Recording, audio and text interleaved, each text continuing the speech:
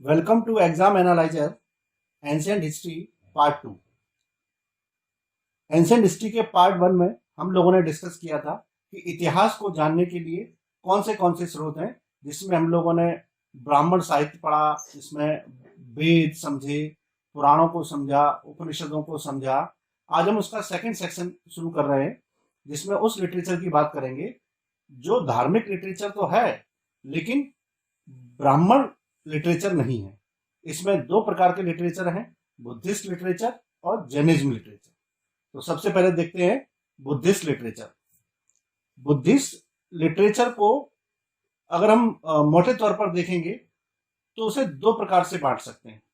पहला वो लिटरेचर जो पिटक के रूप में प्राप्त हुआ है, ऐसे 3 पिटक प्राप्त हुए हैं।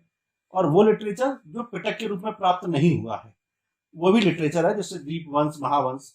और कुछ बुद्धिस्ट लिटरेचर संस्कृत में भी प्राप्त हुआ। अधिकांश बुद्धिस्ट लिटरेचर, अधिकांश बौद्ध साहित्य हमको पाली भाषा में प्राप्त होता है। तो देखिए, सबसे पहले देखते हैं कि त्रिपिटक। त्रिपिटक में 3 पिटक पढ़े जाते हैं। इसमें पहला है सुत्त पिटक, दूसरा है विनय पिटक और तीसरा है अभिधम्म पिटक। सुत्त पिटक और विनय पिटक की रचना पहली बौद्ध संगीति के दौरान हुई थी, जिसमें सुत्त पिटक को आनंद ने और विनय पिटक को उपाली के द्वारा सिद्ध किया गया। हम सुत्त पिटक की बात करते हैं। सुत्त पिटक पहली बौद्ध संगीति के दौरान लिखा गया एक प्रमुख बौद्ध साहित्य है जो पाली भाषा में प्राप्त होता है। यह गद्य और पद्य दोनों का मिश्रण है, यह दोनों में लिखा गया है। और इस सुत्त पिटक को अलग अलग निकायों में बांटा गया है, जिन्हें दीघ निकाय, मध्यम निकाय, संयुक्त निकाय, अगंतुर निकाय और खुंदक निकाय कहा जाता है। दिग्ग निकाय, यह गद्य और पद्य दोनों में लिखा गया है। इस निकाय में बौद्ध धर्म के सिद्धांतों का समर्थन एवं अन्य धर्म के सिद्धांतों का खंडन किया गया है, यानी कि यह बौद्ध धर्म को पालन करने पर बल देता है। इस निकाय में बहुत सारे सुत्त हैं और प्रमुख रूप से इस निकाय के अंतर्गत बुद्ध के जीवन के आखिरी जीवन, अंतिम उपदेश, मृत्यु तथा अंत्येष्टि का वर्णन मिलता है दिग्ग निकाय से। तो ये याद रखना है कि बुद्ध की मृत्यु या बुद्ध के जीवन का अंतिम विवरण सुत्त पिटक के कौन से निकाय से प्राप्त होता है, तो दिग्ग निकाय से प्राप्त होता है। मध्यम निकाय, इस निकाय में महात्मा बुद्ध को साधारण मनुष्य के रूप में, अलौकिक शक्ति वाले के रूप में प्रस्तुत किया गया है। कहीं साधारण मनुष्य के रूप में इसको दिखाया गया है, कहीं भगवान बुद्ध को अलौकिक शक्ति युक्त मानव के रूप में दिखाया गया है। ये दूसरा निकाय है। तीसरा निकाय अगंतुर निकाय है। यह निकाय निपातों में विभक्त है। इस निकाय में महात्मा बुद्ध ने भिक्षुओं को उपदेश जो दिए थे उनका वर्णन किया गया है। इसके अलावा इस निकाय में 16 महाजनपदों का उल्लेख प्राप्त होता है। इस निकाय में 16 महाजनपदों का उल्लेख प्राप्त होता है। इसके बाद है खुंदक निकाय। खुंदक निकाय बहुत लघु है बाकी सभी निकायों से। इसमें कुछ छोटे छोटे पाठों में बांटा गया है। इसका सबसे महत्वपूर्ण पाठ यह है कि बुद्ध के पूर्व जन्म से संबंधित जातकों की कहानियों का संबंध इसी निकाय से है। इन्हें जातक टेल्स कहते हैं। It means previous birth of Buddha is described through the Khuddaka Nikaya. तो हियर यू कैन सी कि all the Nikaya which are part of Sutta Pitaka belongs to the every aspect and the different aspect of Lord Buddha's life. The second one Pitak is Vinay Pitak. इस ग्रंथ में बौद्ध मठों में रहने वाले भिक्षु भिक्षुणियों के अनुशासन के नियम दिए गए हैं कि जो लोग बौद्ध संघ में शामिल होंगे तो उन लोगों को कौन से नियमों का अनुपालन करना है। इसमें बौद्ध संघ की कार्यप्रणाली की व्यवस्था भी की गई है और इसे भी कुछ भागों में विभक्त किया गया है, जैसे पतिमोक्ष, सुत्त विभंग, खंदक और परिवार। और यह जो पिटक है यह दूसरी बौद्ध संगति के दौरान लिखा गया। अभिधम्म पिटक तीसरा पिटक है त्रिपिटक में से। इस पिटक में महात्मा बुद्ध के उपदेशों एवं सिद्धांतों तथा बौद्ध मतों की दार्शनिक व्याख्या की गई है अभिधम्म पिटक में। और अभिधम्म पिटक पहली शताब्दी में नहीं, ये तीसरी शताब्दी के दौरान लिखा गया, जो कि 251 ईसा पूर्व में वैशाली में हुई थी। और इसे सम्राट अशोक के द्वारा करवाया गया था। इसके अलावा इस संगति में का जो संकलन है वो ऐसा माना जाता है कि मोगली पुत्र तिष्ण ने किया। पिटकों के अलावा भी बौद्ध धर्म से संबंधित कुछ अन्य ग्रंथ प्राप्त होते हैं, जैसे पाली भाषा में हमको मिलिंद पन्हो प्राप्त होता है।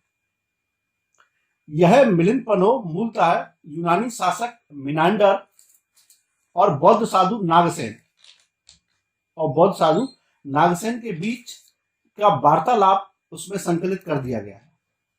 इसके अलावा दीपवंश है, ये 4वीं शताब्दी ईस्वी में सिंघल द्वीप के इतिहास पर प्रकाश डालने वाला ग्रंथ है। सिंघल द्वीप जिसे हम वर्तमान में श्रीलंका कहते हैं, ये भी पाली भाषा में लिखा गया। महावंश भदंत महानामा द्वारा लिखा गया और 5वीं व 6वीं शताब्दी के लगभग इसका काल माना जाता है। इस ग्रंथ में मगध के राजाओं की सूची प्राप्त होती, क्रमबद्ध सूची, किसके बाद मगध में किस शासक ने शासन किया। इसके अलावा जातक भी है। भगवान बुद्ध के पूर्व जन्म की कथाओं का संकलन जातक कथाओं के रूप में जाना जाता है, जिनकी कुल संख्या 549 है। कहीं कहीं 500 भी लिखा मिलता है, लेकिन उनकी कुल संख्या 549 है। तो यहाँ पर याद रखने वाली बात यह है कि जातक कथाएं भगवान बुद्ध के पूर्व जन्म से संबंधित। इसके अलावा संस्कृत भाषा में भी कुछ बौद्ध साहित्य प्राप्त होता है, जो ऐतिहासिक विवरण के रूप में समझा जाता है। इसमें हम लोग देख सकते हैं महावस्तु एक प्रसिद्ध ग्रंथ है। ललित विस्तार से महात्मा बुद्ध के जीवन के विषय में जानकारी प्राप्त होती है। दिव्यदान से मौर्यों के जो अंतिम शासक थे अशोक के बाद, तथा शुंग वंश के विषय में जानकारी मिलती है। अशोक अश्वघोष ने बुद्ध चरित्र लिखा था और बुद्ध चरित्र को बौद्ध धर्म का महाकाव्य कहा जाता है। इसके अलावा सौदरानंद और सारिपुत्र प्रकरण भी बौद्ध धर्म से संबंधित संस्कृत भाषा में लिखे गए प्रमुख ग्रंथ हैं। इस प्रकार बौद्ध साहित्य एक समृद्ध साहित्य है, जिसमें विभिन्न प्रकार के अंश पाए जाते हैं और यह मूलतः पाली और संस्कृत भाषा में प्राप्त होते हैं। दूसरा है जैन लिटरेचर। जैन लिटरेचर में मूलतः जैन साहित्य को आगम कहा जाता है और ये सभी जो आगम हैं ये हमको प्राकृत और संस्कृत दोनों भाषा में प्राप्त होते हैं। आगमों की संख्या 12 है, जिनमें कुछ छेद सूत्र हैं, कुछ प्रकीर्ण हैं, कुछ नंदी सूत्र हैं, कुछ अनियोग द्वार हैं, कुछ मूल सूत्र हैं। इन सभी को मिलाकर के आगम कहा जाता है। जैन धर्म में भी भिक्षु भिक्षुणियों से संबंधित जानकारी इन्हीं ग्रंथों से प्राप्त होती है, जिनमें आचरांग सूत्र से जैन भिक्षुओं के जीवन में क्या अपनाना है क्या नहीं अपनाना है इसके संबंध में जानकारी प्राप्त होती है। आचरांग सूत्र जैन धर्म में लोगों के जीवन में अपनाए जाने वाले नियमों पर बल देते। जैन धर्म में पुराणों का भी अत्यधिक महत्व है, जिन्हें जैन धर्म में चरित्र कहा जाता है। प्राकृत, संस्कृत तथा अपभ्रंश तीनों भाषाओं में चरित्र प्राप्त होते हैं। इनमें पद्म पुराण, हरिवंश पुराण, आदि पुराण उल्लेखनीय पुराण हैं। ऐसा माना जाता है कि जैन धर्म से संबंधित पुराणों का समय 6वीं शताब्दी से 16वीं 17वीं शताब्दी तक माना गया है।